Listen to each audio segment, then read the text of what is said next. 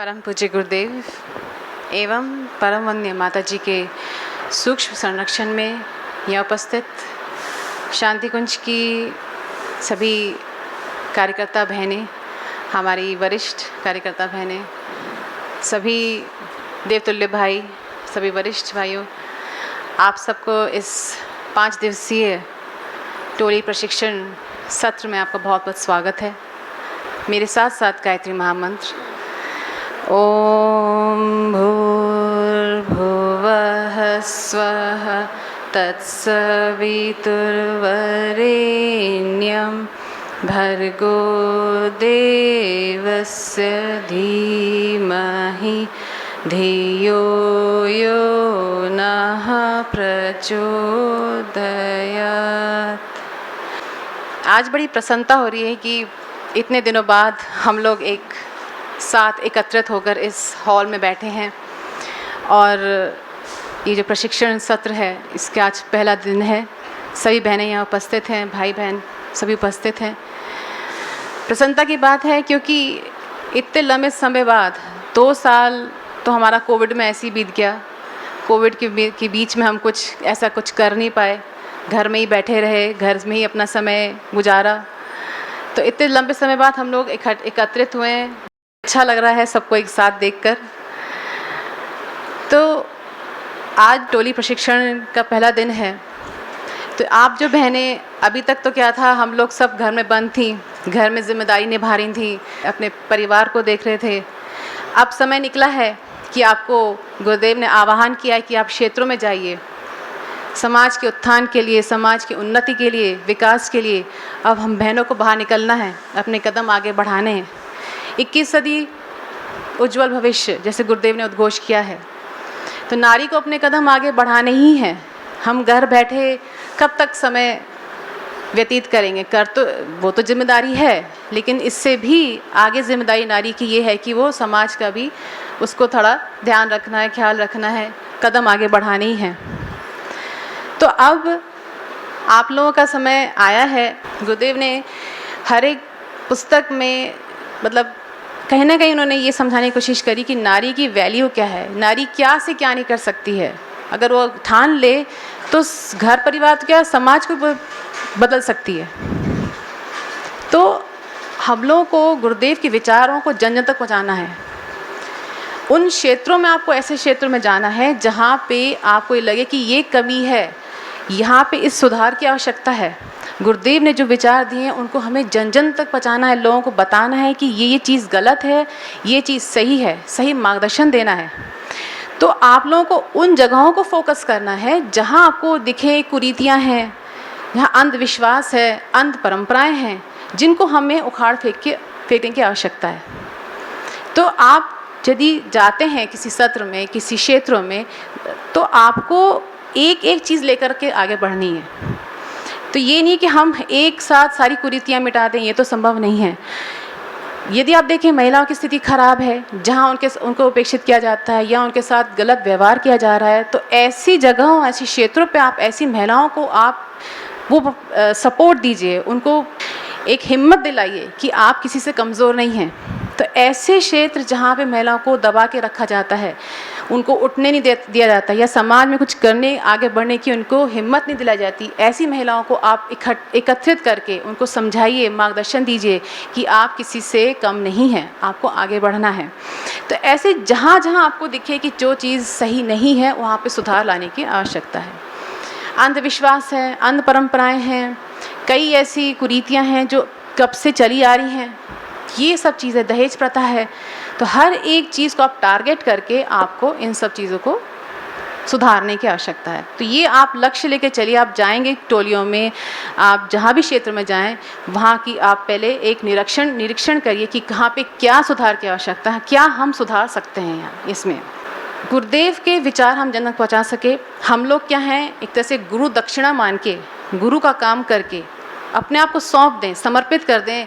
अपनी इस फौज को लेके हम ऐसा चमत्कार कर दें कि सब जगह ये हो कि गायत्री परिवार की बहनों ने ये काम करके दिखाया, ये बदलाव लेके आया। ये कौन किसने किया? गायत्री परिवार ने किया। तो ये आपके अंदर एक जुनून होना चाहिए कि हम कुछ करें, करके दिखाएं, क्षेत्र में बदलाव लेके आएँ।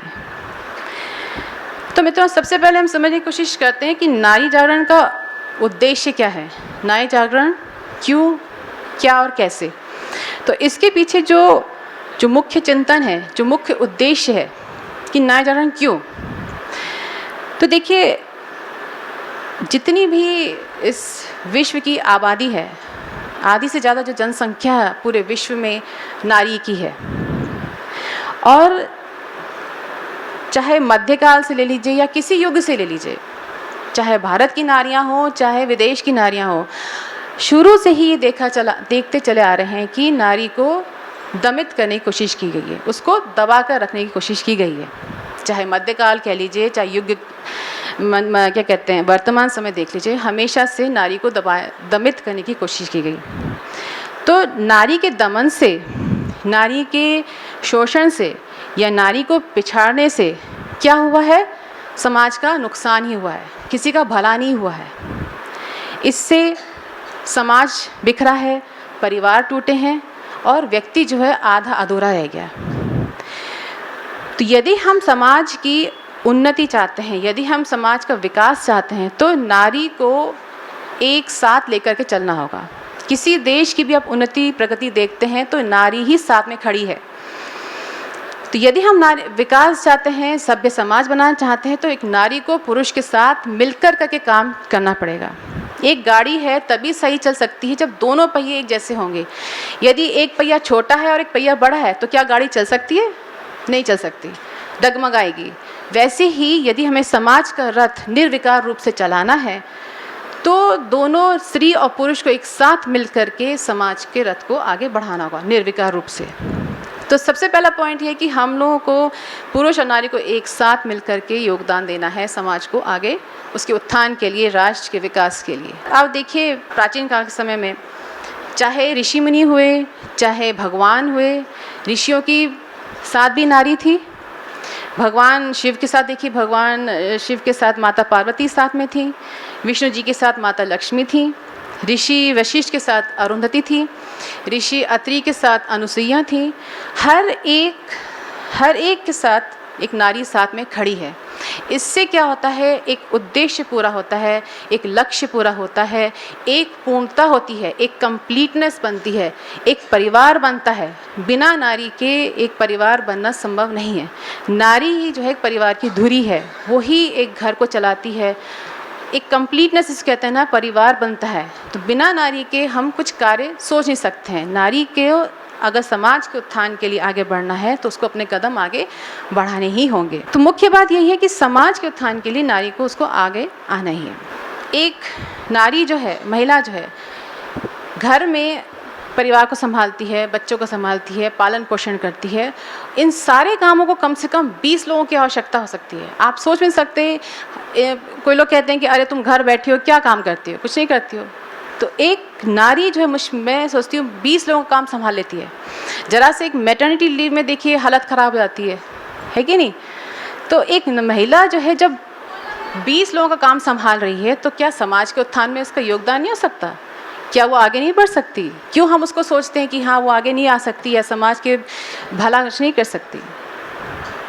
तो नारी का यदि समाज में गुरुदेव ने जैसे कहा है 21 सदी, नारी को अपने कदम आगे बढ़ाने ही होंगे।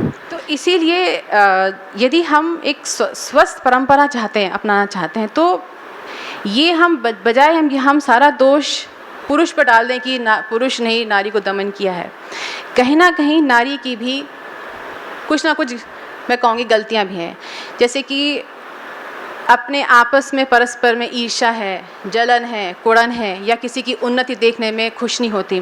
तो दमन का कारण ये भी है, नारी कहीं ना कहीं अपने आप को भी गलत साबित कर ही देती है। तो हम सारा का सारा इल्ज़ाम पुरुष पर नहीं डाल सकते, क्योंकि नारी भी कहीं ना कहीं इसका कारण है।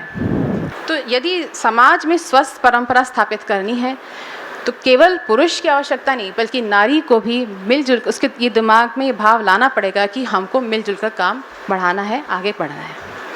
अब आप विदेशों में देखिए, विदेशों में एक मूवमेंट है, फेमिनाजी मूवमेंट कहलाया जाता है, फेमिनिस्ट मूवमेंट कहलाया जाता है। फेमिनिस्ट मूवमेंट, वहाँ पे क्या है, सशक्तिकरण की आवश्यकता नहीं है, वहाँ पहले से सशक्त है महिलाएं। लेकिन वहाँ पे जो सशक्तिकरण का जो उद्देश्य है, वहाँ जो जिस तरह वो मानते हैं, वहाँ का सशक्तिकरण का उद्देश्य है कि कैसे जो ये ट्रांसजेंडर्स हैं, जो ये बाइसेक्सुअल्स हैं, इनको अधिकार मिलने चाहिए। तो सशक्तिकरण का उद्देश्य उनका वहाँ अलग है, लेकिन भारत में जो सशक्तिकरण का उद्देश्य है, जो मानते हैं, वो ये है कि नारी को सम्मान मिलना चाहिए। नारी जो कर रही है उसमें उसको आदर सम्मान क्यों नहीं मिलता। परम पूज्य गुरुदेव का नारी जागरण अभियान का जो उद्देश्य था वो यही था कि नारी यदि परिवार संभालती है, अपने बच्चों को देख रही है, तो इसमें क्या गलत कर रही है, क्या उसमें आदर सम्मान उसको क्यों नहीं मिल सकता।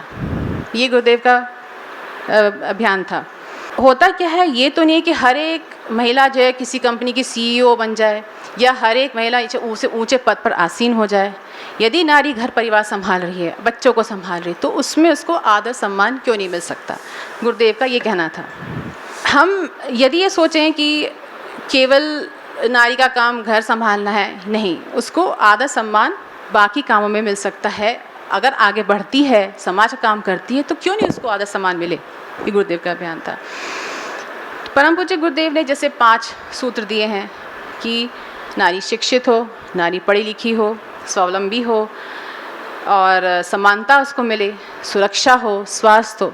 शिक्षित होगी, पढ़ी लिखी होगी तो आपका घर परिवार अच्छे से चला सकती है। इसके अलावा समाज में अपना योगदान दे सकती है।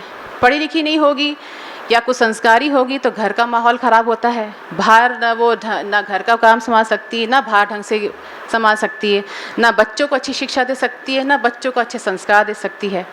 तो सबसे पहले गुरुदेव ने कहा कि नारी शिक्षित हो, पढ़ी लिखी होनी चाहिए। पढ़ी लिखी होने से समाज का काम, घर परिवार का काम बखूबी संभाल सकती है और बच्चों को अच्छे संस्कार दे सकती है। अब आप क्षेत्रों में जाएंगे जहां आपको देखने को मिले कि बच्चों के अंदर संस्कार नहीं है, तो इस पे आप फोकस करिए कि बच्चों को अच्छे संस्कार कैसे दिए जाएं। आप कई उदाहरणों से संस्कार के बारे में उनको बताइए। माताओं को समझाइए कि बच्चों को बचपन से ही भेदभाव से लेकर जो हम गलती करते हैं घर में वो नहीं करें। संस्कार अच्छे देंगे तो बच्चे संस्कारवान बनेंगे, आगे चल के जो जनरेशन्स होंगी वो भी संस्कारवान होंगी। तो सबसे पहले जो गुरुदेव ने बताया, नारी शिक्षित होनी चाहिए, तो ही वो सभ्य समाज या समाज में योगदान दे सकती है। दूसरा गुरुदेव ने बताया वो है समानता। यदि इक्वालिटी नहीं होगी आपस में, पुरुष या जब तक हम यही सोचते रहेंगे कि ये कार्य पुरुष ही कर सकता है, ये कार्य नारी नहीं कर सकती हैं, तो कभी भी हम समाज को उत्थान कर नहीं सोच सकते हैं। इक्वालिटी होना बहुत ज़रूरी, समानता हो। बाकी देशों में हम देखते हैं क्यों उतना डेवलप कर रहे हैं, प्रोग्रेस कर रहे हैं, क्योंकि वहाँ समानता है। आपस में ये भेदभाव नहीं है, ये कार्य पुरुष कर रहा है, ये कार्य महिला कर रही है। तो समानता, इक्वालिटी होनी चाहिए, तो हम समाज के लिए कुछ सोच सकते हैं, कर सकते हैं। तीसरी चीज़ है सुरक्षा। गुरुदेव ने कहा सुरक्षित, नारी सुरक्षित है। आजकल के ज़माने में नारी सुरक्षित नहीं है, जैसे कि बाहर की दुनिया में हम देखते हैं। अपनी सुरक्षा उसको स्वयं करनी है। तो इसके लिए आप ये योग सिखाइए, कराटे सिखाइए, जिससे कि अपनी सुरक्षा स्वयं कर सकें। अगला है संस्कार। संस्कार जैसे मैंने बताया, संस्कार एक माँ ही दे सकती है, अच्छे संस्कार दे सकती है, तो ही बच्चे आगे संस्कारवान बनेंगे। माँ ही गलत संस्कार देगी या गलत चीज़ सिखाएगी, कुछ संस्कारी होगी, तो बच्चे संस्कारवान नहीं होंगे। तो ये कुछ 5 पॉइंट्स गुरुदेव ने नारी के लिए यदि आगे कदम बढ़ाती है, इस पर ध्यान रखना है, अमल करना है। जैसे हम जानते हैं कि 21 सदी नारी सदी में वर्तमान समय देखा जाए तो उसने बहुत बदलाव आया है। आज बड़ी बखूबी कुशलता से घर का काम, बाहर का काम संभाल रही है, इसमें कोई दो राय नहीं है। लेकिन जब से 21 सदी में आज़ादी तो मिली है, लेकिन उस आज़ादी का हम दुरुपयोग ना करें। आज़ादी का अर्थ ये नहीं है कि हम इतने आज़ाद हो गए हैं कि किस तरह से किसको मान सम्मान देना है, नहीं देना है, कैसे कपड़े पहनने नहीं पहनने हैं, किस तरह समाज में अपने आप को पेश करना है नहीं करना, ये सब हम भूलते जा रहे हैं। अपनी संस्कृति को भूलते जा रहे हैं। तो अपनी संस्कृति को हम ना भूलें। तो आप क्षेत्रों में जाएं तो अपनी संस्कृति पे ज़रूर जोर दें कि संस्कृति की क्यों भूलते जा रहे हैं। हमारी इतनी कीमती संस्कृति जो प्राचीन काल से ऋषि मुनियों के ज़माने से चली आ रही है, उसको हम ऐसी गंवा देते हैं। तो संस्कृति पे ज़रूर, जहाँ भी आप जाएं, संस्कृति पे, अपने पहनावे पे, हर चीज़ पे थोड़ा हम उनको, लोगों को समझाएं। आज जो समाज है हमारा, इसमें महिलाएं बहुत सशक्त हो रही हैं। आज कहाँ कहाँ पहुँच गई हैं, ऊंचे पद पर आसीन हैं। लेकिन यकीनन हर समाज की सफलताओं के लिए देश और राष्ट्र के लिए ज़रूरी है कदम आगे बढ़ाना, लेकिन महिलाओं को अपने यदि वो कदम बढ़ा रही हैं सशक्त होने के लिए, अपनी रोज़मर्रा के जीवन में भी उनको कुछ बदलाव लाना पड़ेगा। तो क्या रोज़मर्रा के जीवन में बदलाव ला सकते हैं? सबसे पहले तो ये कि फाइनेंशियली इंडिपेंडेंट हो, मतलब अपने पैरों पे खड़ी हों। यदि जो महिलाएं जॉब नहीं करती हैं या घर पे रहती हैं या उनके अंदर आत्मविश्वास की कमी है, तो उनको क्या करना चाहिए? आप थोड़े थोड़े पैसे, जैसे अपनी बचत के अनुसार 50 रुपये भी अगर आप बचत करते हैं अपने घर में, तो आप महीने में 1500 इकट्ठा कर लेते हैं, काफ़ी है। तो बजाय हम लोगों से, अपने हस्बैंड से या किसी से हमेशा मांगते फिरें, अपने आप को फाइनेंशियली इंडिपेंडेंट करिए। मतलब कि अपने अंदर एक अनुशासन आएगा, अपने अंदर आपको एक आत्मविश्वास होगा कि मैं फाइनेंशियल इंडिपेंडेंट हूँ, मैं जो खर्चा अपने आप चला सकती हूँ। इससे आत्मविश्वास बढ़ता है और एक हिम्मत आती है और आगे बार बार किसी के सामने हाथ फैलाने की ज़रूरत नहीं पड़ती। तो सबसे पहला ये कि फाइनेंशियली इंडिपेंडेंट होना है, अपने पैरों पे खड़े होना है। अगर आप 9 to 5 जॉब करती हैं, सच्ची बात तो कोई बात नहीं है जैसे लोग करते हैं, लेकिन जो लोग घर बैठी हैं वो लोग इस तरह से अपने आप को, या आप किसी कोई टैलेंट हो आपके अंदर, वो आप करिए, उससे पैसे कमाने की कोशिश करिए, बजाय हम हमेशा किसी के सामने हाथ फैलाते रहें। तो रोज़मर्रा के जीवन में सबसे पहला है कि अपने आप को आप फाइनेंशियल इंडिपेंडेंट करिए। दूसरा है कि अपनी वकील खुद बनिए। होता क्या है कि ज़्यादातर देखा गया है, जो महिलाएं घर पे रहती हैं, घर पे काम कर रही हैं, या जो महिलाएं जॉब कर रही हैं बाहर, अपने लिए स्टैंड नहीं ले पाती हैं, अपने लिए निर्णय नहीं कर पाती हैं कि हम सही क्या है गलत क्या है। कोई भी उनको गाली गलौज दे जाता है, या परिवार में कई जगह देखा गया है कि पति जो है उसको खाना पसंद नहीं आया तो थाली फेंक दी, या उसके ऊपर अत्याचार कर रहा है, या उसको चुप कर दिया, या उसको थप्पड़ मार के चुप करा दिया गया है, या उसकी इंसल्ट हो रही है, या उसका शोषण हो रहा है, जॉब्स में भी शोषण हो रहा है, या उसके साथ उसकी इमेज में, उसकी समाज में गलत इमेज बनाई जा रही है, या नकारात्मकता, कितनी चीज़ें देखने को मिलती हैं। तो जो नेगेटिविटी है, इसके लिए आपको खुद अपना स्टैंड लेना पड़ेगा, आपको उसकी लड़ाई खुद लड़नी पड़ेगी। ये मत प्रतीक्षा करिए कि कोई आएगा और मेरी मदद करेगा, आपको अपने आप आत्मनिर्भर होना पड़ेगा, अपने आत्मसम्मान के लिए आपको लड़ना पड़ेगा। हमेशा ये नहीं कि कोई हमें आए, हम हमें शिकायत करने पहुंच जाए, हमारी मदद करो, नहीं, आप स्वयं इंडिपेंडेंट बनिए, स्वयं लड़ाई लड़िए, अपनी आवाज़ आपको खुद बनना पड़ेगा, तो ही आप सशक्त बनेंगी। समाज के लिए कुछ करना है तो पहले आप सबसे अंदर जो स्ट्रेंथ है, जो अपने आप को स्ट्रॉन्ग बनाना है, मजबूत बनाना है, सबसे पहले आपको अपने आप से शुरुआत करनी पड़ेगी। तो दूसरा पॉइंट था कि अपनी वकील खुद बनिए। तीसरी चीज़ है मेडिटेशन, योग। मेडिटेशन से, योग से अपने स्वास्थ्य के लिए, अपनी आत्म शांति के लिए मेडिटेशन करते हैं। ध्यान करने से आपके मन में एक ऊर्जा पैदा होती है, आपके अंदर एक शक्ति सी आती है, आप उस परमात्मा से जुड़ते हैं और बहुत बदलाव आपके अंदर आता है। आपके अंदर ये भावना आती है कि मैं कुछ भी काम कर सकती हूँ। आप एक तरह से भगवान से कनेक्ट होते हैं। तो मेडिटेशन करना बहुत ज़रूरी है, इससे ऊर्जा मिलती है और आपके अंदर एक हिम्मत आती है। अगला पॉइंट है, यदि आप किसी की सेवा करते हैं, सेवा करिए। लोग शांति को में तो सभी लोग सेवा भावी हैं, इसमें कोई दो राय नहीं है, लेकिन दूसरों को बताने के लिए आप बता सकती हैं महिलाओं को, सेवा करिए। दूसरों को देने से, दान देने से एक मन में खुशी होती है, इसके अंदर आपके अंदर एक आत्मविश्वास पैदा होता है कि हम अच्छा काम कर रहे हैं। तो ये कुछ 5 पॉइंट्स हैं, यदि आप इन पे अमल करें, यदि हम राष्ट्र के उत्थान के लिए, देश के विकास के लिए बात सोचते हैं, आगे लोगों को मार्गदर्शन की बात करने की सोचते हैं, तो सबसे पहले शुरुआत आपको अपने ऊपर से करनी चाहिए। आप सशक्त होंगी तो ही आप समाज को सशक्त कर सकती हैं, तो ही आप लोगों को गाइडेंस दे सकती हैं, मार्गदर्शन दे सकते हैं। हम कमज़ोर हैं, हम घबराते हैं हर चीज़ से, अरे मुझसे काम नहीं हो सकता। कई महिलाएं ऐसे मिलती हैं मुझे कि दीदी हमसे छोटे छोटे काम नहीं हो पाते, हम बैंक तक नहीं जा पा सकते, हम ATM नहीं जा पा सकते। अरे तो दुनिया कहाँ से कहाँ पहुँच रही है, आप छोटे छोटे काम नहीं कर पाओगे तो आप राष्ट्र के उत्थान के क्या काम करोगे आप, है कि नहीं? तो सबसे पहली चीज़ है कि हमें स्ट्रॉन्ग बनना है, हमें समाज को बदलना है, लोगों को बदलना है, गुरुदेव के विचार पहुँचाने हैं, तो अपने आप को मजबूत करिए। घर में छोटी छोटी बातें होती रहती हैं, लड़ाई झगड़े होते रहते हैं, सास बहू के झगड़े होते रहते हैं हर समय, तो उसमें बजाय हम उनको भिड़ाएं, होता क्या है, मेरे पास कई महिलाएं आती बोलती हैं कि हमारे घर परिवार में हम खराब माहौल रहता है।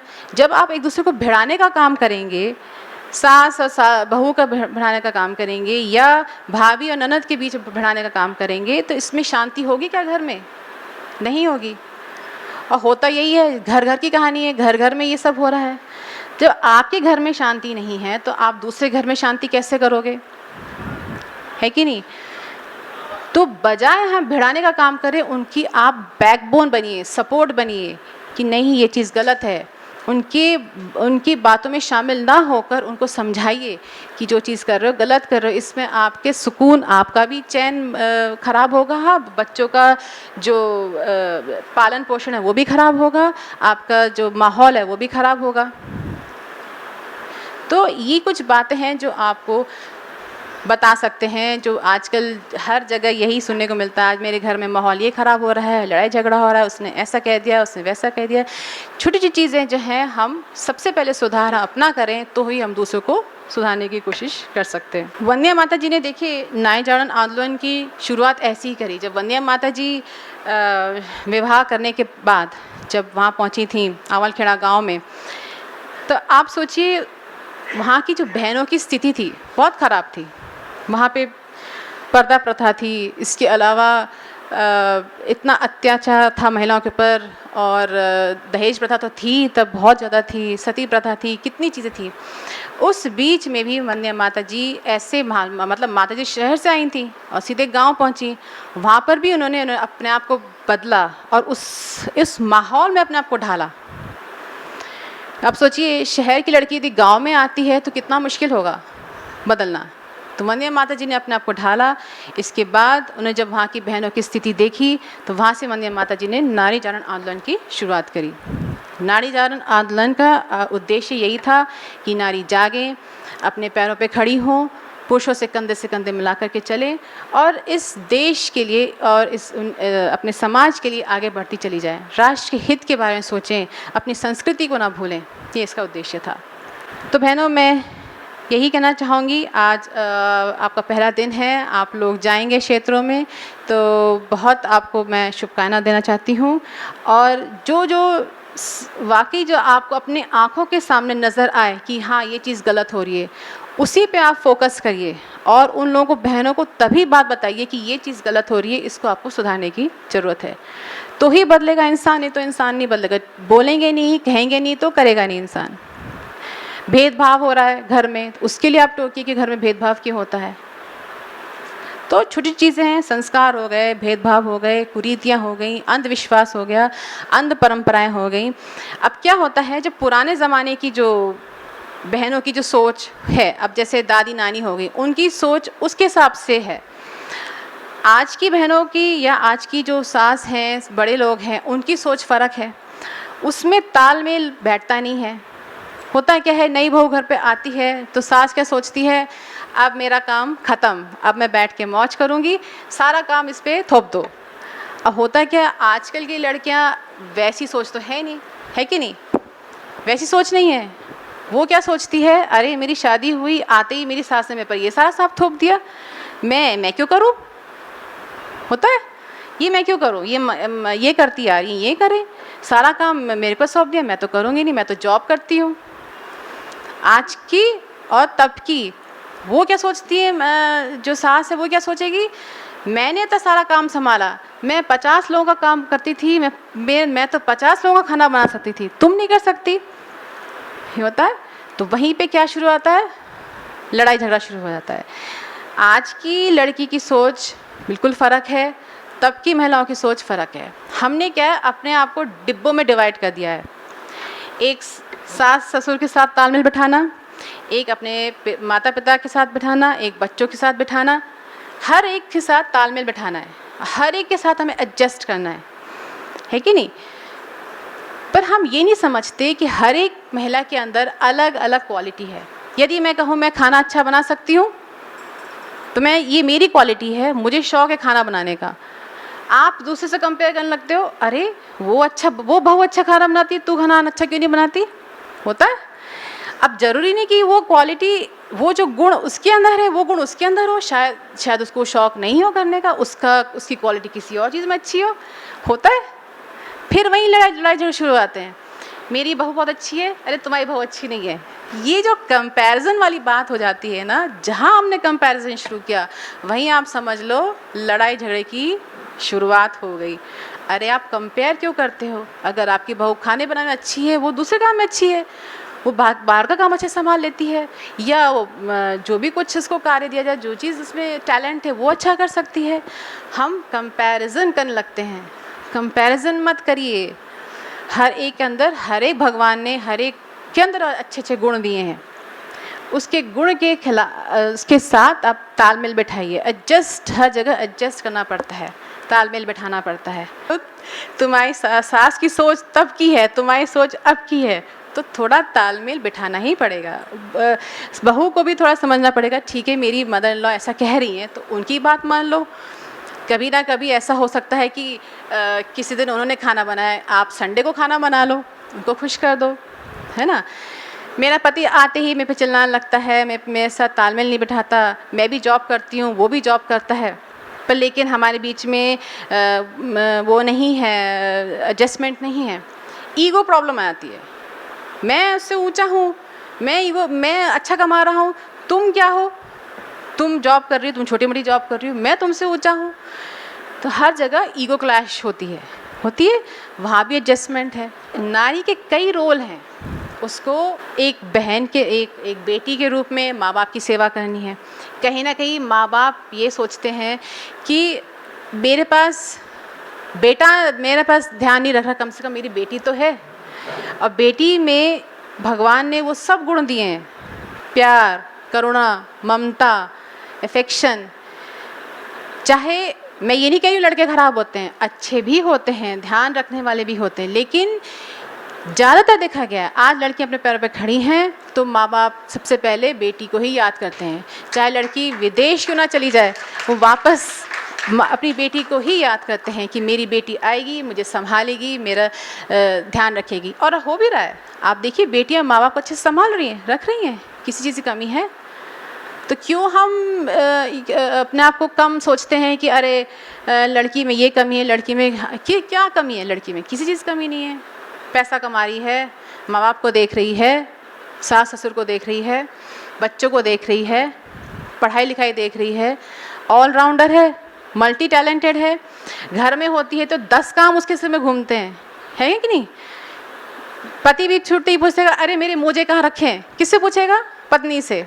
पत्नी बेचारी मोजे ढूंढने जाती है उसके। तो हर चीज़ पे डिपेंडेंट आके जो है सारा जो रिवॉल्व होके कहाँ पे आता है? एक नारी पे। तो नारी क्या है? एक वो है, कहते हैं ना, पिवट है, बीच में उसके चारों तरफ दुनिया घूम रही है। इसके बावजूद हम नारी को कमज़ोर मानते हैं, इसके बावजूद उसको आगे नहीं बढ़ने देते, इसके बावजूद हम ताने खाते हैं, सुनते हैं। क्यों सुनेंगे? तो नारी सशक्तिकरण वर्ष है। नारियाँ किसी तरह कम नहीं। जैसे अभी गीत गाया अभी दीदी ने, नारी भवानी है, शक्ति है, 3 रूप। नारी अच्छी है तो क्या है? लक्ष्मी का रूप है। अच्छी है तो लक्ष्मी का रूप है। 3 रूप भगवान ने बनाए। नारी, उसके अंदर सौम्यता भी है, पेशेंस है, हर तरह से धैर्य लेके काम चलती है। लेकिन उस पर ज़्यादा आप अत्याचार करोगे, ज़्यादा उस पर जोर करोगे तो कौन सा रूप धारण कर लेगी? भवानी का, माँ काली का। और हमें किसी को ये नहीं सोचना चाहिए कि हम किसी से कम हैं। हम इस समाज की धुरी हैं और इस समाज को बदल कर रहेंगे। गुरुदेव के जो भी इन्होंने विचार थे, नारी का जो उज्ज्वल भविष्य है नारी के द्वारा ही होना है, और दिख भी रहा है किस हर एक क्षेत्र में है नारी। आप देखिए आर्मी में कोई सोच सकता था कि आर्मी में नारी जा सकती है? आर्मी में जा रही हैं, एनडीए में जा रही हैं, डिफेंस में जा रही हैं, पायलट हैं, कहाँ से कहाँ पहुँच गई हैं, चांद पे पहुँच गई हैं, हर एक कोने कोने में बैठी हुई हैं। इसके बावजूद नारी को वो क्यों समझा जाता है कमज़ोर? नहीं, कमज़ोर नहीं है। नारी भवानी का रूप है, नारी सब कुछ कर सकती है। ये सशक्तिकरण का वर्ष है। आप लोगों को अपने कदम आगे बढ़ाने हैं। अब आप टोली में निकल रहे हैं, जहाँ ये कुरीतियाँ दिखें, जहाँ दिखे कन्या भ्रूण हत्या हो रहा है, वहीं टोकिए। कन्या भ्रूण हत्या क्यों बच्ची को मारा जाता है कि नहीं? छोटी छोटी बच्चियों को गर्भ में आज भी मार दिया जाता है। जानते हैं लड़की सब कुछ कर रही है, लड़की क्या नहीं कर सकती, इसके बावजूद भी कन्या भ्रूण हत्या हो रही है। क्यों? मेरे को ऐसे महिला मिल जाती तो मैं तो वहीं उसको पकड़ के बोलूँगी कि तुमने किस हक से तुमने इसका ख़त्म किया इसको पेट में। कन्या भ्रूण हत्या आज भी देखने को मिलती है। सिर्फ यही कहीं ना कहीं माँ बाप के दिमाग में ये बोझ अभी भी है कि अरे इसको पालना पोसना है, कल को शादी करनी है, पैसे कहाँ से आएंगे, क्या होगा। अरे कमा रही है, आपको कल को खिलाएगी, उसी को आप मार रहे हो। जहाँ आप नवरात्रि में आए दिन उसकी पूजा करते हो, उपासना करते हो, सब करते हो, इसके बावजूद ये आपके मन में ख्याल आता है कि इसको ख़त्म कर दो। इस रूप में नहीं तो किसी और रूप में आके वो आपका खेल तमाम कर देगी, है कि नहीं? तो जहाँ आपको दिखे क्षेत्रों में ये गलत हो रहा है, तुरंत उस पर टोकिए, तुरंत महिलाओं की टोली को बनाइए और इस चीज़ पे जो कुरीतियाँ हैं समाज में उनको हटाने की कोशिश करिए। बहुत बहुत धन्यवाद। मैं बस यही कहना चाहूँगी, नारी किसी से कम नहीं। यदि देश की देवियाँ जाग जाएं तो ये युग स्वयं ही बदलता चला जाएगा। इन्हीं शुभकामनाओं के साथ समाप्त करते हैं। प्रस्तुत है शांति कुंज वीडियो ऐप, उपलब्ध है गूगल प्ले स्टोर पर। अभी डाउनलोड करें। हमारे YouTube चैनल शांति कुंज वीडियो गायत्री परिवार को सब्सक्राइब करें एवं बेल आइकन जरूर दबाएं ताकि गायत्री परिवार की विभिन्न गतिविधियों की जानकारी आपको मिलती रहे।